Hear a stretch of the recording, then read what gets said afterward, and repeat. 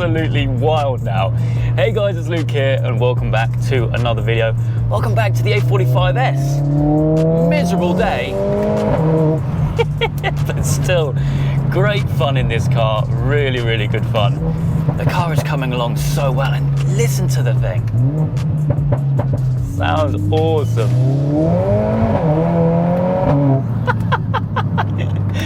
Deary me.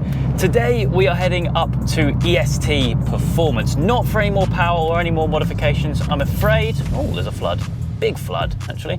But it's service time. Now, this is going to be essentially my first running costs kind of expense on the car, really, because this is going to be the first service in my ownership, and I haven't yet done any tyres or anything like that. Other than the kind of tax and insurance on the car, I haven't had to really spend any money on it, maintaining it, unlike the M3. So yeah, today I thought I'd bring you guys along with me. It'd be good to catch up with the guys from EST as well, but as well as obviously all the tuning aspect of their business. They obviously offer maintenance and servicing as well, which is really handy.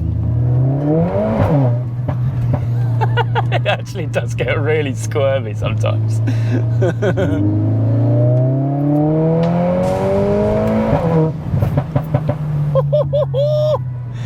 Anyway, we're a few minutes away from EST, but yeah, ultimately, it's service time for the A45S. Here we are then, turning in to EST. It's been a few months since we've been here, and there's been some more modifications actually done to the car since it has been here, but the home of most modified A45s in the UK. Here we are.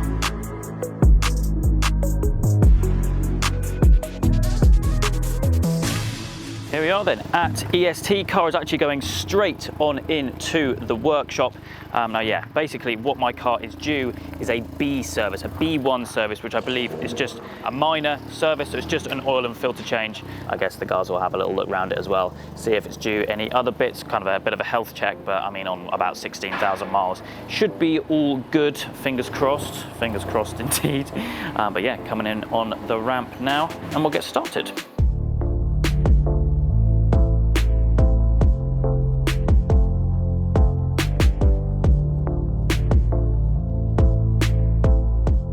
Okay, oil is draining, not looking too golden, as you can imagine. I've had a pretty long drive this morning, so it's still really hot. This is actually the first service I'm having done to the car in my ownership. Done about 5,000 miles in it, I think, so far, just over 5,000. But yeah, we'll get that drained, get it all filled up with the fresh stuff. It is a minor service, so shouldn't take too long. It isn't too labor intense either. Right, filter back on in place, which is all pretty much sorted. Now, whilst we are in here, before we put the under tray back on, I do want to speak about this. This is the charge cooler on the car. And if you guys have watched multiple of the videos with this car, mainly at SantaPod, or maybe when I'm pushing the car, you'll know that it does get very hot. And this is one thing which really is, well, causing a bit of a problem and does need to be upgraded. Now, currently there isn't any upgraded charge coolers that you can buy, but seeing as we are underneath the car, you can see there is quite a bit of space in there and room for an upgraded unit. So hopefully sometime soon we can then get something like that developed out in the aftermarket and see if that will make an improvement, because, well, yeah, I mean, look straight up there, you can see there is a good little gap in there. But yeah, I mean, pretty much everything is all sorted. I think the guys are just going to go around it, have a little bit of a health check, see if everything is all okay, which I imagine it is. I know that I am in need of some new tyres soon, but I think a little go with drift mode beforehand would be good fun and a good way to finish off the tyres. But yeah, all seems good at the moment. Of course, actually, whilst the car is up on the ramp, I can show you the Cobra again. Nice cat back. Of course, this was fitted a little while ago. Such a shame that you have to hide it underneath the car, but back box looking good. But yeah, first service on the car. Nothing too major to report on as well, which is good.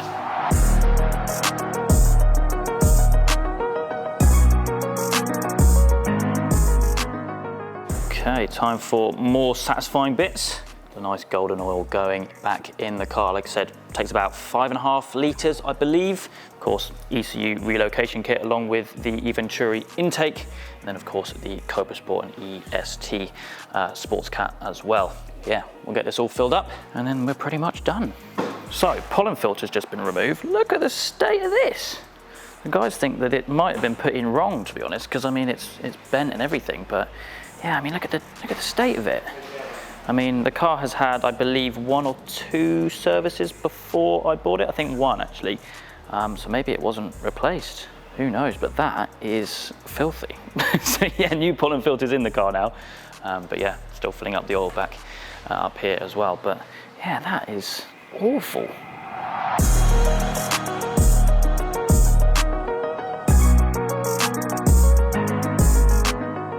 Okay, that is 1 service all done on the A45, the first of many. I can imagine it's always important when you have, well, a car like this or a car that you modify.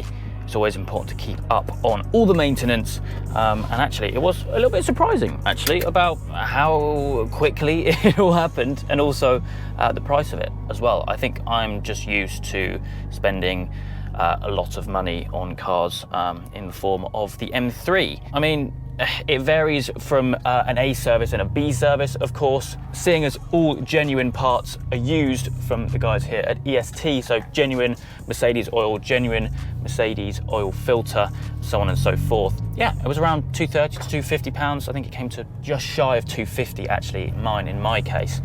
So yeah, pretty reasonable. But of course, when you do get the major service, which I think will be my next one, that's when things like spark plugs will be needed. And naturally, that's when things get a little bit more expensive.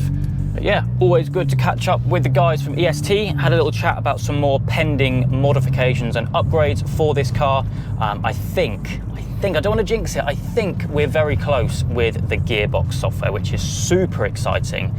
We all know how much I ramble on about the gearbox on this car and how the TCU is still locked. Hopefully, fingers crossed, we should have that soon. And hopefully, actually, if plans go well, my car may or may not be the first one to be done. Oh, that was a big one. But more towards today, the car got a clean bill of health. Tyres are slightly on the low side, so I'm going to get those sorted soon. They are actually the originals on the car. We're currently on 16,241 miles, so not a bad innings for the tyres, to be honest. Anyway, back on the road with the car, ready for more adventures and more fun coming soon. But yeah, pleasantly surprised actually at just how reasonable this thing is to run. Or maybe it puts into perspective how unreasonable the M3 is to run. But yeah, that is a topic for another day. I know so many people of you are like, why don't you daily the A45? And there are reasons behind it. There are, maybe one day I'll explain into it. It's maybe a silly little theory that I've got, but I don't know. There's ideas behind the cars and reasons why I have them, and the M3 was always bought to be the daily. It would feel weird to then not daily it, but hey ho. Silly reason, I know, but yeah, the car got a clean bill of health, which is great, and of course great to see everyone at EST as well. Hopefully we'll be back very soon for some more bits and bobs, because of course, as you know, this car is by no means complete or anywhere near it. We're going to really push the boundaries with this thing to see how far we can take it, because it's an incredibly capable platform, but one which is still fairly new, fairly fresh, and not really fully developed, shall we say. So yeah, always some interesting conversations going on behind the scenes, so hopefully we'll see if everything comes to fruition. But yeah, I'm glad the car is now all serviced. Of course, they have reset all the service kind of indicators, because my car was actually very slightly overdue, purely because of timings. We just didn't have time to get it in when it was dead on due, but that's not the end of the world, it's only a few days out. The electronic service history was all updated as well. Even though EST is obviously not a Mercedes main dealer, they are able to do all of that, and like I said, they use genuine parts as well, so it's a must for me. I mean, they tune the car, they look after it, it would be only right for them to maintain it as well. So that is all hunky-dory, all good and sorted. But yeah, nice simple video for you today. I just wanted to kind of bring you along with me, really, and I think a first service in my ownership is One definitely not to miss. That is going to wrap things up from me today. You can find all of the EST's details down below for any of your tuning or servicing needs. They look after a wide range of things and they can tune pretty much everything. So yeah, give them a shout if you are interested and want to learn more about what they can offer you. But yeah, for me today, that is it. I hope you guys have enjoyed. If you have, please do make sure you leave a like and make sure to subscribe for all the adventures still to come.